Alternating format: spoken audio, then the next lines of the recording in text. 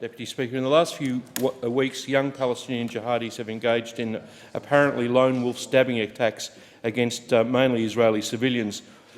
These attacks appear to have much of the same unpredictable nature of the jihadi attacks in Australia, but they're also fuelled by the deliberate incitement of Palestinian leaders such as Mohammed Abbas, who claims that Israel wants to change the status of the Temple Mount.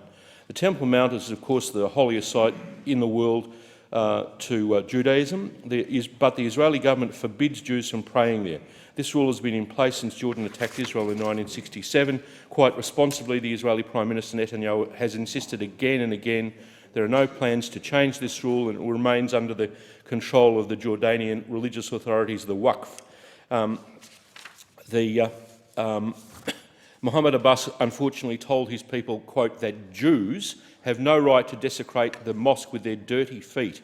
Instead of trying to calm tensions, he did the opposite, stating, quote, every drop of blood spilled in Jerusalem is pure, every martyr will reach paradise, and every injured person will be rewarded by God. Just the kind of irresponsible statements made by some imams here to young jihadis trying to kill Australian police or civilians.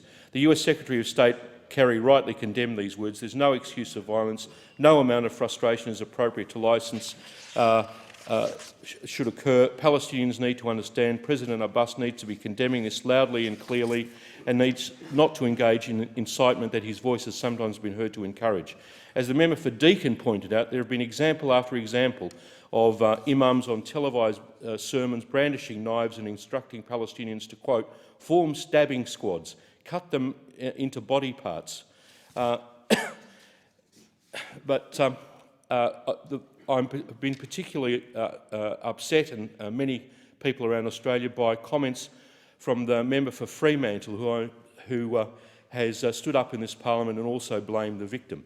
In my view, what kind of moral universe is it, legitimate and understandable or okay, to knife and stab innocent civilians, or to run them over with cars, or to shoot them in bus stations? It's not okay in Israel, it's not okay here in Australia.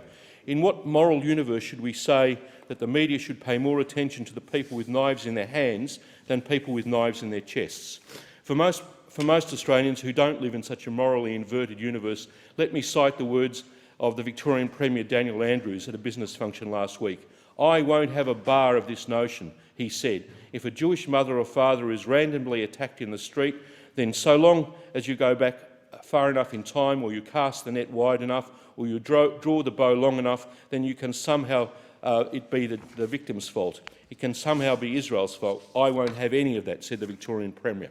Underlying the existential bigotry that motivates these jihadists is the fact that the attacks have taken place not just in Jerusalem, but all over Israel, where there's no controversy of occupation. In shopping malls in Ra'anana, Kiryat Gat and Petah Tikva, and in the bus stations of Beersheba and Afula. Let me conclude by saying anyone who makes these kinds of moral equivalent statements will be held to account for them. If, particularly, God forbid, these kinds of jihadist attacks continue in Australia. God forbid that there should be a similar incident in Perth or Fremantle.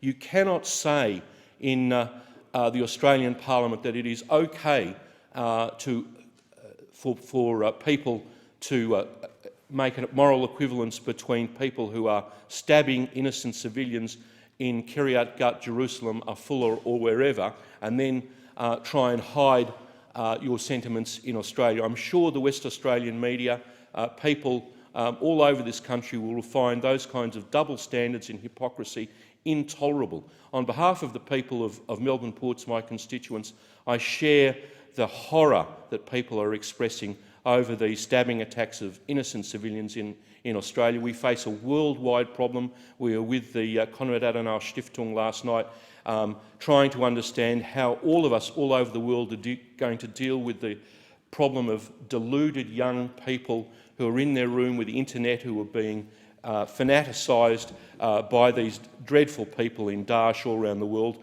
The same problems that they face in Israel are the same problems we face here in Australia, in Germany, in the United States, all over the world. The civilised world has to act together against these people.